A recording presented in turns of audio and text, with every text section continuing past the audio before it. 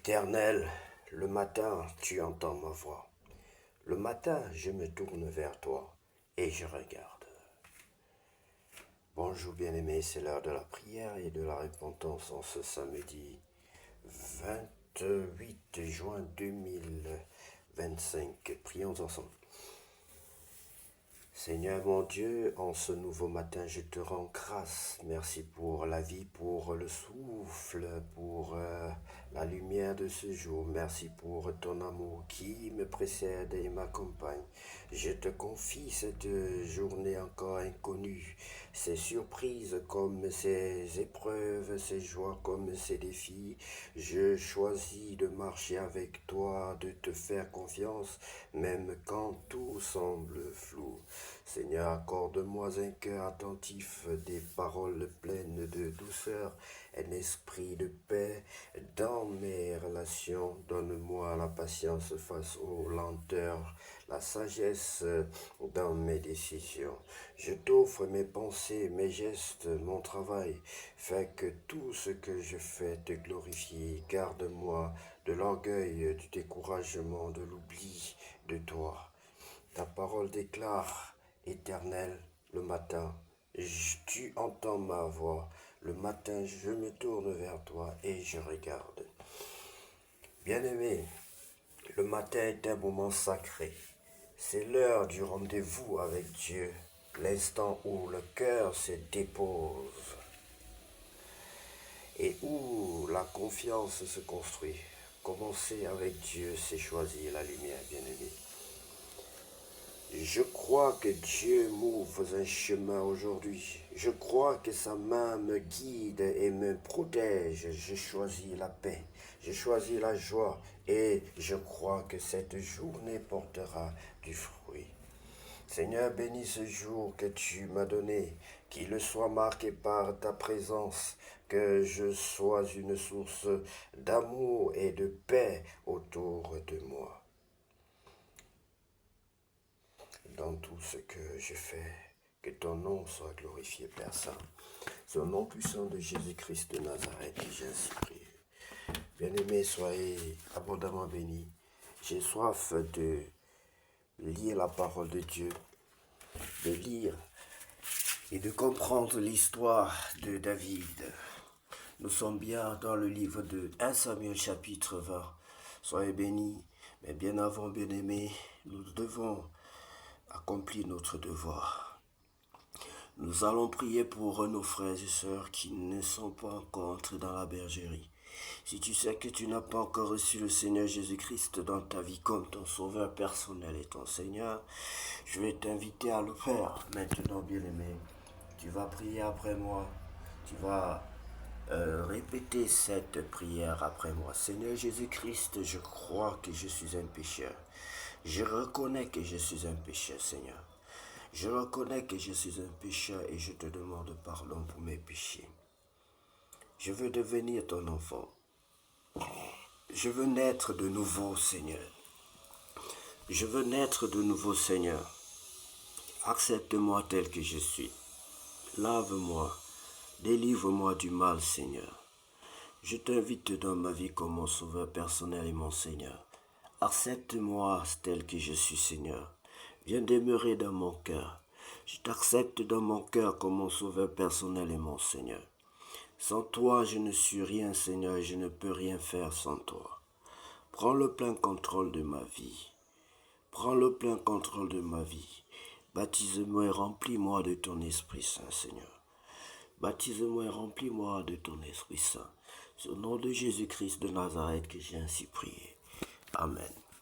Bien-aimés, soyez bénis, soyez bénis. Vous tous qui avez reçu le Seigneur Jésus-Christ dans votre vie aujourd'hui comme votre sauveur personnel et votre Seigneur, que les anges de l'Éternel vous accompagnent et que l'Esprit de Dieu, tout le reste de votre vie, vous accompagne et vous aide à mieux connaître Dieu, à mieux le comprendre, à mieux le servir.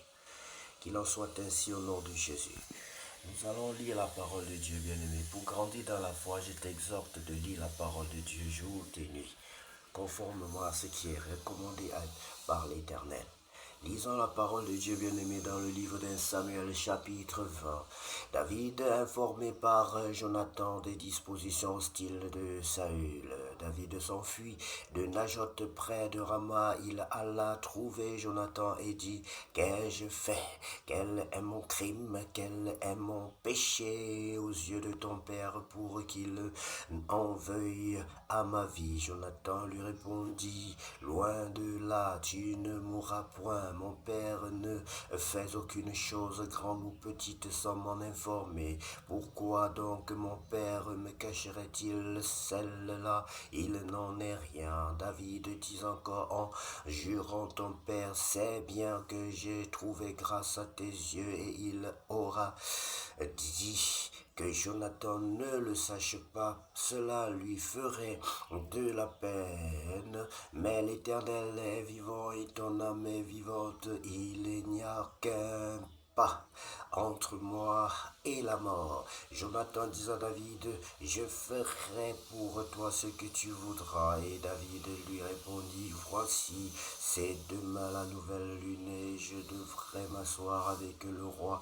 pour manger. Laisse-moi aller et je me cacherai dans les champs jusqu'au soir du troisième jour. Si ton père remarque mon absence, tu diras: David m'a prié de lui laisser faire une course à Bethléem, sa ville, parce qu'il y a pour toute la famille un sacrifice annuel. Et s'il dit: C'est bien, ton serviteur alors n'a rien à craindre. Mais si la colère s'empare de lui, sache que le mal est résolu de sa part. Montre donc ton affection pour ton serviteur, puisque tu as fait avec ton serviteur une alliance devant l'Éternel. Et s'il y a quelque crime en moi, ôte-moi la vie toi-même, car pourquoi me mènerais-tu jusqu'à ton père?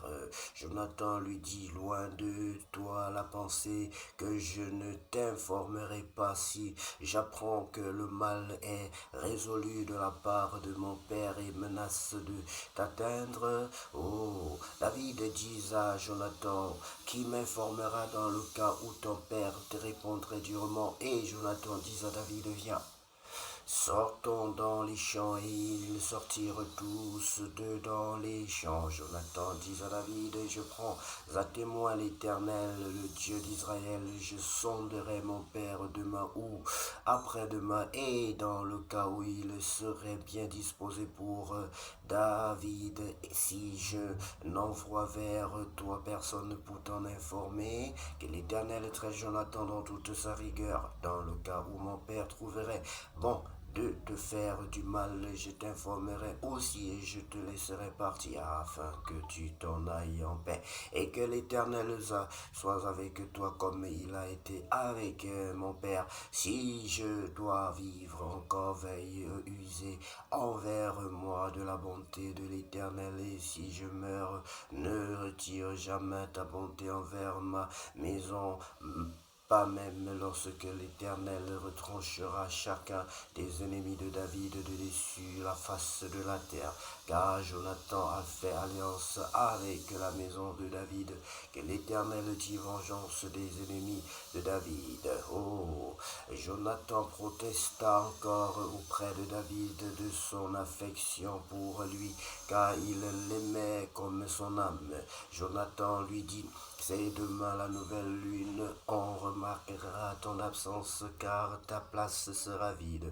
Tu descendras le troisième jour jusqu'au fond du lieu où elle t'était cachée le jour de l'affaire, et tu resteras près de la pierre des ailes. Je tirerai 3 flèches du côté de la pierre comme si je visais un but, et voici, j'enverrai un jeune homme et je lui dirai: Va, trouve les flèches. Si je lui dis: Voici, les flèches sont en deçà de toi, prends-les. Alors viens, car il y a paix pour toi et tu n'as rien à craindre.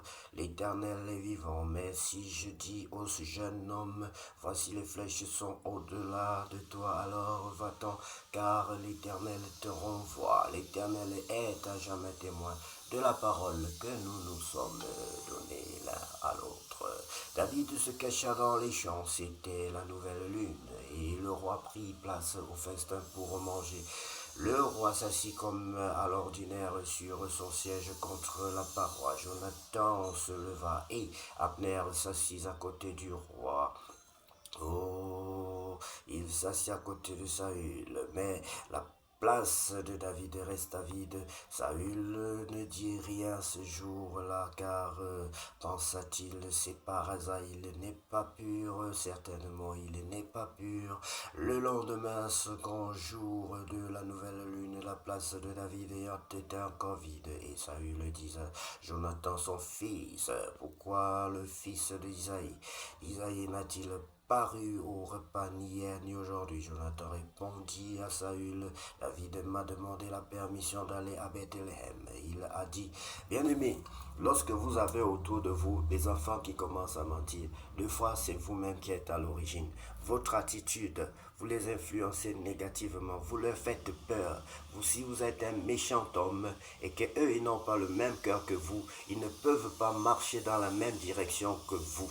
Pendant que vous allez, n'est-ce pas, vous battre dans votre entreprise de mal, pour faire du mal aux gens, ils se battront pour contrecarrer ce que vous faites. Et par conséquence, ils seront obligés de peut-être de mentir parce que vous avez choisi, au lieu de choisir la voie du bien pour que vos enfants soutiennent le bien et qu'ils restent dans la vérité, vous êtes en train de les convertir en menteurs et fils du diable parce que ils sont obligés de mentir. Vous les obligez à mentir. Or, mentir n'est pas bien. La Bible dit que le diable est un menteur et les menteurs sont les fils du diable. Et ici, Jonathan est obligé de mentir, pas parce qu'il est fils du diable, parce que et ce mal-là retombera purement sur la tête de son père et non pas sur sa tête, bien-aimé.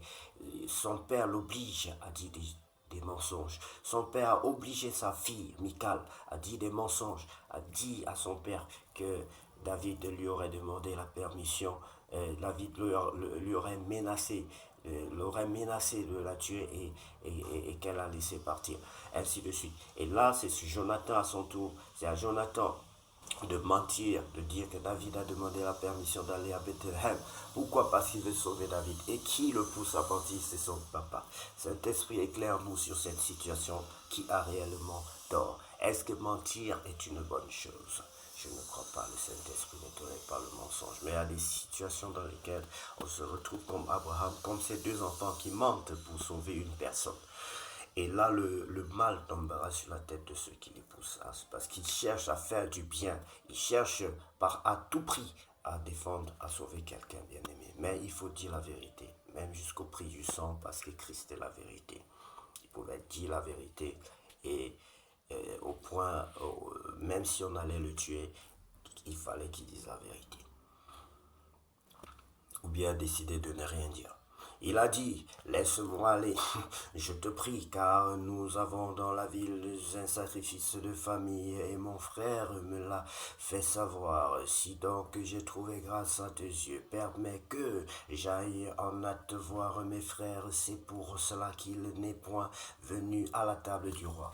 Donc, bien-aimé, ici, ni le roi ne fait bien, ni l'enfant ne fait bien, mais il y a une grande part de responsabilité qui sera endossée par le roi. Son attitude, sa méchanceté détruit sa famille, transforme ses enfants en fils du diable, en menteurs. Et ces enfants aussi, s'ils étaient suffisamment aguerris, c'est vrai qu'ils sont en train de faire le bien à moitié, mais le fait de mentir, ce n'est pas bien. On ne doit mentir sous aucune raison. Christ est la vie et nous devons apprendre à payer jusqu'au prix du sang, bien aimé, parce que Christ est la vérité. C'est pour cela qu'il n'est point venu à la table du roi. Alors la colère de Saül s'enflamma contre Jonathan et il lui dit, fils pervers et rebelle, alors qu'il le rend pervers et rebelle. Je sais bien que tu as pour ami le fils d'Isaïe, à la honte et à la honte, à ta honte et à la honte de ta mère. car aussi longtemps que le fils d'Isaïe sera vivant sur la terre, il n'y aura point de sécurité ni pour toi ni pour ta royauté. Et maintenant, il était devenu un roi très nerveux. Et maintenant, on va le chercher et qu'on l'amène car il est digne de mort. Tu veux tuer David, pourquoi? Il est digne de mort, pourquoi? Jonathan répondit à Saül, son père, et lui dit, pourquoi le ferait-on mourir? Qu'est-il fait? Là maintenant il est obligé de sortir de lui-même et d'être véridique parce qu'il a essayé de mentir, ça n'a pas marché. Et il regrette certainement d'avoir menti. Là il est prêt, il assume en fait que oui, ce que tu dis est vrai papa, je suis en train de le défendre par tous les moyens. Pourquoi veux-tu le tuer? Qu'a-t-il fait? Et Saül dirigea sa lance contre lui pour le frapper. Très nerveux ce type-là en ce moment. Jonathan comprit que c'était chose résolue chez son père que de faire mourir David. Il se leva de table dans une ardente colère et ne participa point au repas de le second jour de la nouvelle lune, car il a été affligé à cause de David parce que son père l'avait outragé. Le lendemain matin, Jonathan alla dans les champs au lieu convenu avec David et il est accompagné d'un petit garçon. Il lui dit, cours, trouve les flèches que je vais tirer. Le garçon courut et Jonathan tira une flèche qui le dépassa. Lorsqu'il arriva au lieu où était la flèche que Jonathan avait tirée, Jonathan cria derrière lui, la flèche n'est-elle pas plus loin que toi? C'était pour dire à David de partir. Parce que le garçon en allant d'ailleurs pouvait découvrir David, dont le plan était bien huilé. Si je tire la flèche, j'envoie l'enfant chercher. Si je dis à l'enfant c'est plus loin que toi, ça veut dire que tu dois fuir pour qu'on ne te découvre pas. Parce que si l'enfant s'approche et voit quelqu'un, il va crier oui, voici David qu'on cherche. Et du coup, on ne sait jamais, peut-être quelqu'un va entendre et puis ça va être mauvais. Donc, David connaissait le code et il savait que si l'enfant, si Jonathan demande à l'enfant d'aller plus loin que là où il a tiré la flèche, ou bien plus loin de toute façon, d'aller davantage devant lui, David devait partir. Donc, il lui cria encore vite, hâte-toi, ne t'arrête pas. Et le garçon de Jonathan ramassa les flèches et revint vers son maître. Le garçon ne savait rien. Jonathan et David seuls comprenaient, oui, c'était un langage codé, la chose. Jonathan remit les armes à son garçon et lui dit, va porte-les à la ville. Après le départ du garçon, David se leva du côté du midi, puis se jeta le visage contre terre et se prosterna 3 fois. Les 2 amis s'embrassèrent et pleurèrent ensemble. David surtout fondit en larmes et Jonathan dit à David, va en paix. Maintenant que nous avons juré l'un et l'autre au nom de l'Éternel, en disant que l'Éternel soit à jamais entre moi et toi, entre ma postérité et ta postérité, David se leva et s'en alla. Et Jonathan rentra dans la ville. Merci Seigneur pour la grâce, pour la santé, pour la force physique, morale, intellectuelle, pour les bons yeux, pour tout ce que tu nous accordes, pour pouvoir demeurer dans ta parole. Nous croyons que c'est une grâce infinie, car ta parole est une source d'eau vive. Ta parole est une source de richesse. Ta parole nous procure la joie, la paix, la guérison, la santé et tout ce dont nous avons besoin. Béni sois-tu pour ta parole, Seigneur. Au nom puissant de Jésus-Christ de Nazareth, nous avons ainsi prié. Amen.